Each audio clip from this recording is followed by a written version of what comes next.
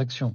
La Banque centrale européenne a d'ores et déjà indiqué qu'au-delà de 3 000 euros stockés sur un compte en banque, elle écrêtera ou elle imposera des pénalités puisqu'elle considérera que les gens ne doivent pas détenir trop d'argent liquide.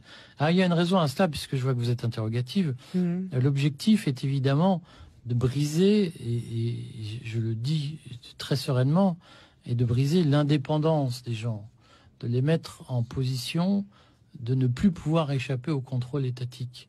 Et vous comprenez, si vous avez 3 millions sur votre compte en banque, vous pouvez dire, je me laisse suspendre, je refuse les vaccins, j'ai de quoi tenir un certain temps avant d'être pauvre. Si vous avez 3 000 euros sur votre compte en banque, vous n'avez plus la faculté de désobéir au gouvernement. Et c'est bien ce projet totalitaire qui est en route, hein, et qui ne dit pas son nom, parce qu'il est présenté sous des dehors. C'est pour vous protéger, c'est pour votre santé, c'est pour la transparence, c'est pour lutter contre le terrorisme, c'est pour lutter contre les mafias, etc. On connaît la rengaine.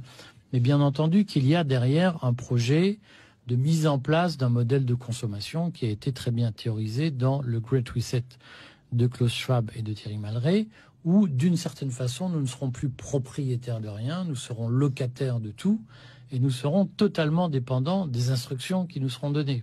Alors, a priori, ici par exemple, moi j'ai 100 000, ça c'est une situation hypothétique bien sûr, mais si j'ai 100 000 un euros... peu modeste pour vous. Si j'ai 100 000 euros sur un compte bancaire à la Société Générale, et ça n'a rien à voir avec la portefeuille numérique, je veux le laisser dans le compte et l'utiliser pour des transactions avec une carte bancaire. Ça ne sera plus possible, c'est ça qu'il faut comprendre.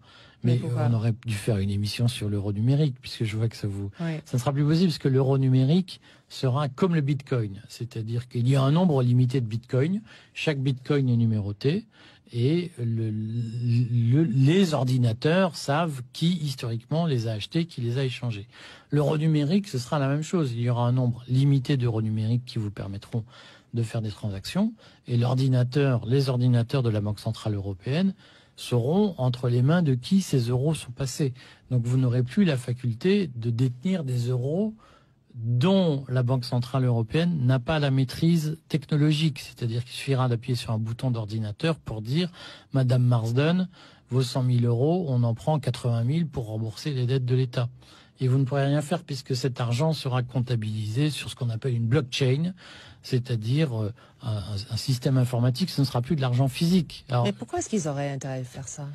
Pour des raisons extrêmement simples. C'est que aujourd'hui il y a l'argent liquide, si j'ose dire, l'argent qui échappe au contrôle de la Banque centrale, pose des